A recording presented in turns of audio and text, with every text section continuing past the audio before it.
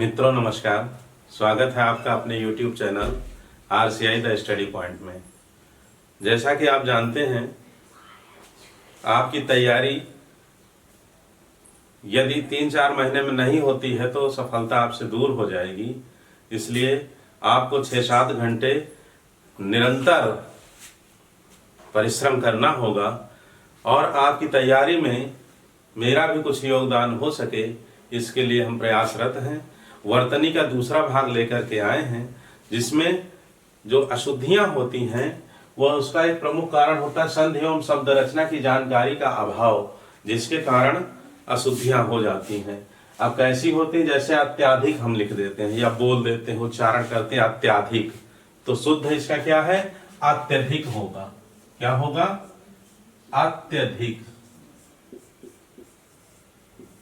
इसी तरह से रीत्यानुसार, रीति और प्लस अनुसार, संधि है रीति प्लस अनुसार। तो आप देख रहे हैं यहां पर लघु आ आया है, तो इसका शुद्ध जो संधि होगी वह क्या बनेगी? रीत्यनुसार। आ जो है या में शामिल हो गया है, रीत्यनुसार। अगर यहां अनुसार होता तो भी यहां मात्रा लगती। इसी तरह से अनधिकार, क्या होगा? अनधिकार, अनधिकार हो गया। ठीक है, इसमें अन उपसर्ग आया है। इसी तरह से निरपराध कह देते हैं, निरपराध बोल देते हैं, या फिर तो इसका शुद्ध जो होगा वो होगा निरपराध। ठीक, कभी कभी हम निरपराध कह देते हैं, कभी कभी निरापराध कह देते हैं। ठीक, तो यह भी गलत है और यह भी गलत है। निरपराध शुद्ध है। इसी तरह से भगवत भक्ति, तो ता का क्या हो जाता है? दा हो जाता है। यहां शुद्ध क्या होगा? भगवद भक्ति। तो भगवत भक्ति शुद्ध है। इसी तरह अंतर कथा, तो यह इसका शुद्ध जो रूप होगा वह होगा अंतः कथा। ठीक है, और इसी प्रकार बहिर्साक्ष्य का बहि साक्ष्य, तो यह जो है इनका शुद्ध रूप है। आइए कुछ और शब्द देखते हैं जिन्हें हम जानकारी के अभाव में गलत कर देते हैं। जैसे बोलते हैं चिन्ह, इन्हें देख लिया आपने ठीक से। अब देखिए, जैसे चिन्ह बोल देते हैं तो लिखने में भी वही हम गलती कर देते हैं। क्या लिख देते हैं? चिन्ह। तो लग रहा है कि हम जो बोल रहे हैं वही तो लिखा है चिन्ह, लेकिन यह गलत है। क्या होगा? चिन्ह। हा यहाँ जो है आधा रहेगा, ना पूरा रहेगा। इसे हम इस तरह से भी लिख सकते हैं। ठीक, चाहे ऐसे लिखिए चाहे ऐसे लिखिए, ये दोनों शुद्ध हैं और यह शुद्ध नहीं है। इसी तरह से अपराह्न, अपराह्न, अगर आप ये लिख रहे हैं तो ये गलत है। क्या लिखेंगे? अपराह्न। ठीक, आधा हा और ना पूरा रहेगा। चाहे तो इसे अपराह्न इस तरह से भी आप लिख सकते हैं, तो यह शुद्ध है। इसी तरह पूर्वाह्न, पूर्वाह्न क्या हो जाएगा? पूर्वाह्न। ठीक है, चाहे तो इसे इस तरह से भी आप लिखें, लेकिन आप यह अगर लिखते हैं या इसे सही मानते हैं तो यह भ्रम है, यह गलत है। अपराह्न, पूर्वाह्न और चिन्ह इस तरह से लिखे जाएंगे। शुद्ध जो है इनका यह रूप है। इसी तरह से और देखिए, जैसे हम कहते हैं ब्रज, तो लोग इस तरह से लिख देते हैं ब्रजेश या ब्रज या ब्रजराज।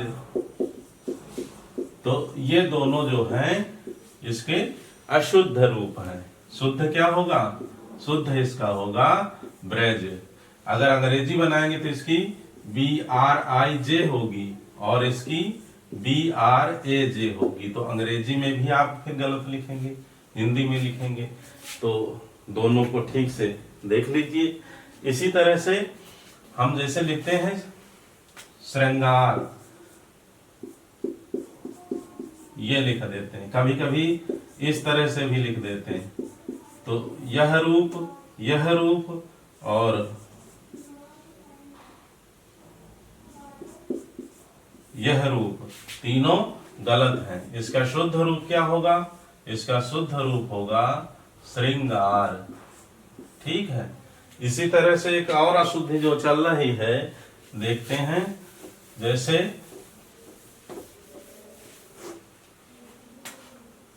ये दोनों शब्द हैं हिंदी में, अंतर और अंतर, इन दोनों का प्रयोग हो रहा है। इस अंतर का तात्पर्य है,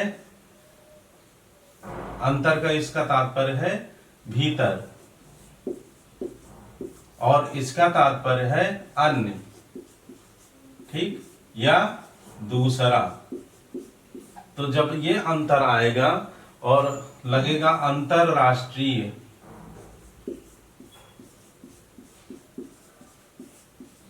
ठीक, अगर ये अंतरराष्ट्रीय हम लिखते हैं तब दूसरे देशों की बात आएगी, जिसमें जैसे अंतरराष्ट्रीय प्रतियोगिता हो रही है, जिसमें भारत, पाकिस्तान, इंग्लैंड, अमेरिका आदि देश शामिल हो रहे हैं।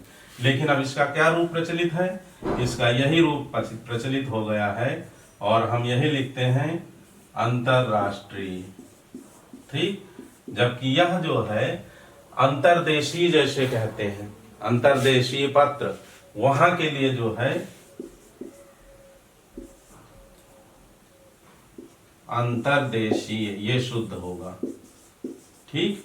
अंतरराज्यीय जब बात हो तो अन्य राज्यों के बीच जो है प्रतियोगिता हो, जैसे उत्तर प्रदेश, मध्य प्रदेश, राजस्थान, गुजरात आदि, तो इन दोनों में। लेकिन अब जो है इसका यही रूप जो है प्रचलित हो गया है, तो यही प्रयोग हो रहा है, जबकि यह शुद्ध नहीं है।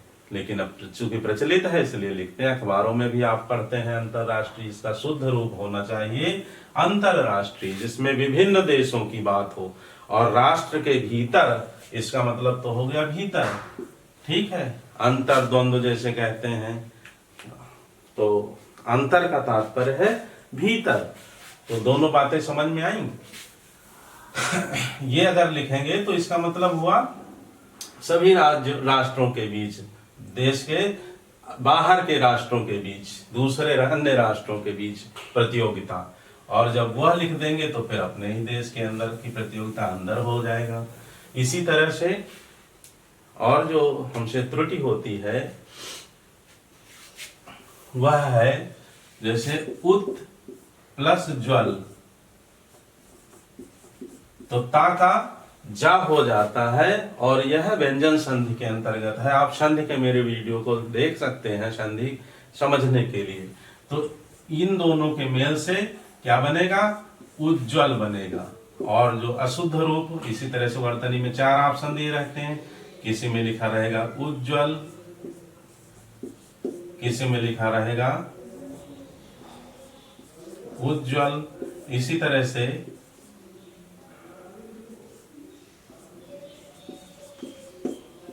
तो 1, 2, 3, 4 आपके पास ऑप्शन होंगे बहुत क्लोज। अब आपको छांटना रहेगा कि कौन सा शुद्ध है। तो अभी आपने देखा कि इसका यह रूप शुद्ध है, बाकी 3 अशुद्ध हैं, तो इन्हें ध्यान में रखना है। इसी तरह से जो गलती करते हैं जैसे द्वंद्व, तो वा और धा, युद्ध, जब युद्ध लिखते हैं तो यह आधा धा इसमें लगा है, इसको हम इस तरह से भी लिख सकते हैं युद्ध, और इसको लिखेंगे तो द्वंद्व,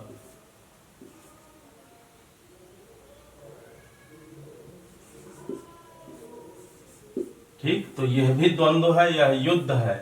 धा में यहां धा जुड़ रहा है, यहां द्वंद्व जुड़ रहा है, जैसे द्विज, तो द्विज इस तरह से लिखेंगे, ना कि इस तरह से, ठीक है। ये कुछ नहीं है। इसी तरह से जैसे विद्यालय लिखते हैं, तो यह विद्यालय है, इसका यह रूप भी प्रचलित है विद्यालय, और इसके उच्चारण में हमसे भूल हो जाती है, इसमें द्या और धा में अंतर नहीं कर पाते हैं तो हम गलत उच्चारण करते हैं। विद्यालय को क्या कह देते हैं? विद्यालय, विद्यालय ऐसे बोलते हैं। ठीक है, तो जैसे विधा, नाटक विधा, कहानी विधा, तो ये विधा है। और विद्यालय जब लिखना है तो ये विद्यालय है, ये विद्या है। विद्या लिखना हो तो विधा हो जाएगी, जो किसी भी प्रकार कह लीजिए उसका। और विद्या का मतलब है ज्ञान, जो प्राप्त हम करते हैं। इसी तरह से विद्यालय। तो आशा करते हैं कि इसे आपने ठीक से सीख लिया होगा। कहाँ वाह आएगा, जैसे द्विज, दोबारा जिसका जन्म हो। अब इसमें आता है कि द्विज कौन नहीं है? दांत, ब्राह्मण, पक्षी और सांप। तो जिनका अंडे से जन्म होता है उनका भी दोबारा जन्म होता है, जैसे सांप का, वो भी द्विज है। ठीक है, इसी तरह से ब्राह्मण यज्ञोपवीत के बाद वो भी द्विज है। इसी तरह से दांत भी दोबारा निकलते हैं, जन्म होता है तो दांत भी द्विज है। यानी जो चारों मैंने शब्द कहे हैं भी चारों द्विज हैं। तो वहां भी एक पूछ लिया जाता है द्विज अनेकार्थी में, द्विज के जो अनेक अर्थ हैं। ठीक है, और देखिए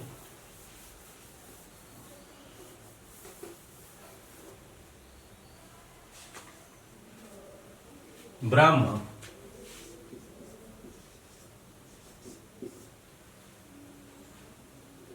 ये लिख देते हैं या फिर ये लिख देते हैं, तो ये दोनों गलत हैं। क्या शुद्ध होगा? ब्रह्म, या हा आधा रहेगा और मां पूरा रहेगा इसमें। ठीक है, तो इस तरह से लिखें या फिर इसको इस तरह से भी लिख सकते हैं। ठीक, ब्रह्म। इसी तरह ब्राह्मण, ये आधा हा है और ये म और अणा। इसी तरह से इसको भी हम, ये आधा हा हो गया ब्रह्म। ठीक, तो ये कुछ हो गए शब्द। इसके बाद तीसरा जो वीडियो बनेगा उसमें बहुत सारे शब्दों का जो शुद्ध रूप है वह आपको बताया जाएगा। आइए कुछ संख्याएं दी हैं जिनका हम गलत प्रयोग कर देते हैं। जैसे इसे छह कह देते हैं तो इसका शुद्ध रूप है छह। ये इसका मानक रूप नहीं है।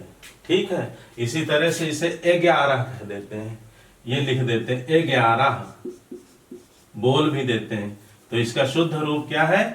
11।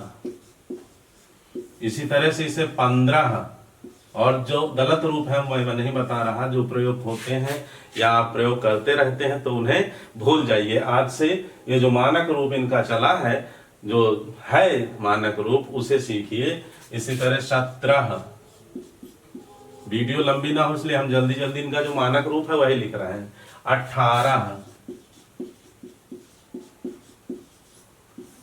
19, 21।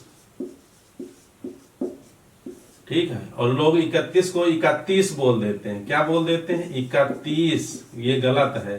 क्या शुद्ध है? 31। यह शुद्ध है, उच्चारण भी और लेखन भी। इसी तरह 28, इसी तरह से 29,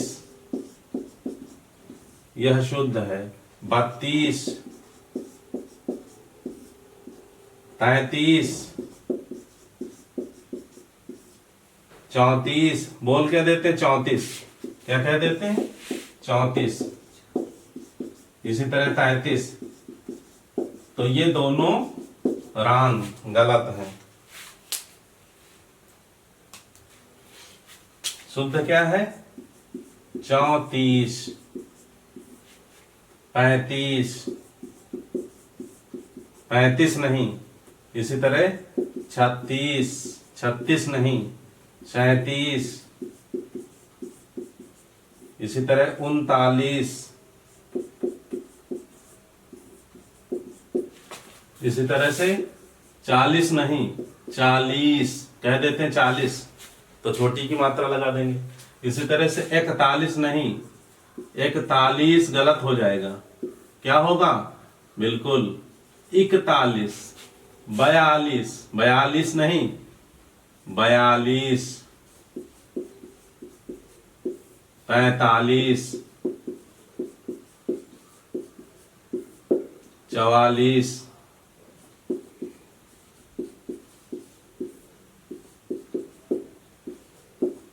45, 48, इसको कहीं कहीं गुण 50, कहीं कहीं गुण 50, कहीं 49, तो ये न गुण 50 है न 49 है, सीधे सीधे क्या है? 49। इसी तरह से 51 नहीं है, ये 51 है, ए नहीं लगेगा, 51। इसी तरह से 52, इसी तरह से इसे 53, कहीं कहीं क्या लिखते हैं?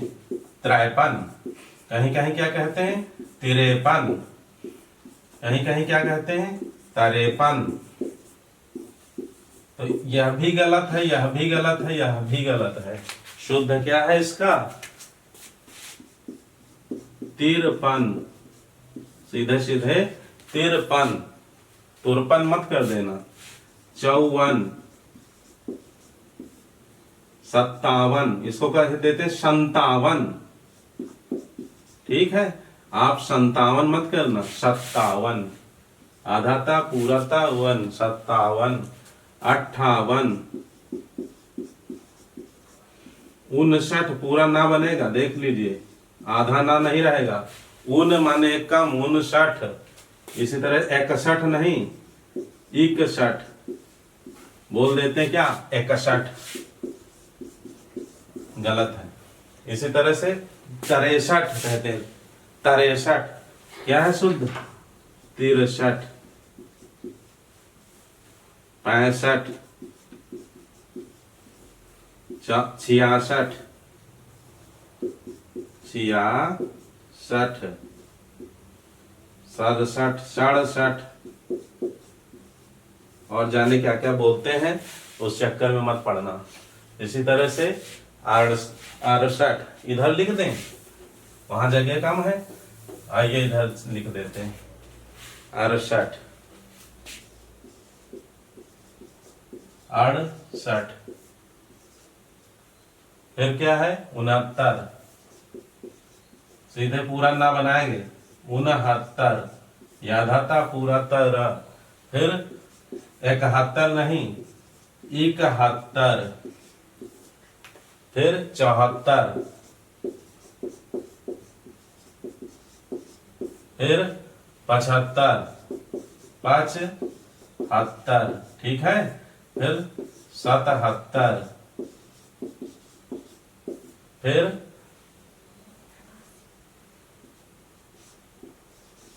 79,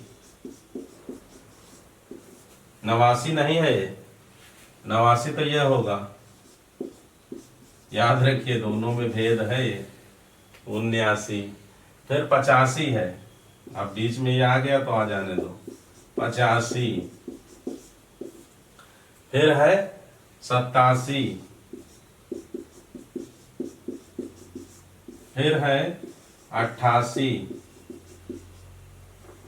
यहाँ आधा ठा बनेगा, पूरा ठा बनेगा, 88, 89 हो गया है ये। फिर 90, सीधे 90, आधा बा पूरा बा एक ही मात्रा। इसके बाद 91 है, तो 91 नहीं कहेंगे, इधर लिख दें 91 नहीं, क्या कहेंगे? हाँ 91, 91, ठीक है। इसी तरह से 92, 92, फिर 95,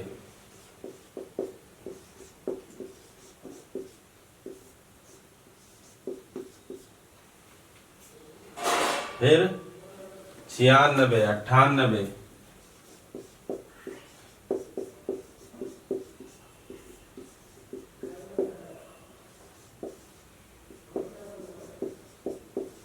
98, 99, और जैसे इसको कह देते हैं अढ़ाई। अढ़ाई नहीं है, ये क्या है, ढाई है। ठीक है, तो इस तरह से जो कुछ त्रुटियां जो हो जाती हैं संख्यात्मक लिखने में, उनको आप सुधार करके एक अच्छे हिंदी के अध्यापक बन सकते हैं और अपने ज्ञान के द्वारा संसार को प्रकाशित कर सकते हैं। जो भ्रम है बच्चों का, लोगों का, उसका निवारण, उसका निराकरण कर सकते हैं। अभी ये दूसरा वीडियो है, इसके बाद 2 वीडियो और अभिवर्तनी के बनेंगे, जिसमें बृहत आपको जितने भी शब्द हैं, जितने कंपटीशन में विभिन्न परीक्षाओं में पूछे गए हैं, उन सब का समावेश किया जाएगा। तो पढ़ते रहिए, व्यस्त रहिए, मस्त रहिए।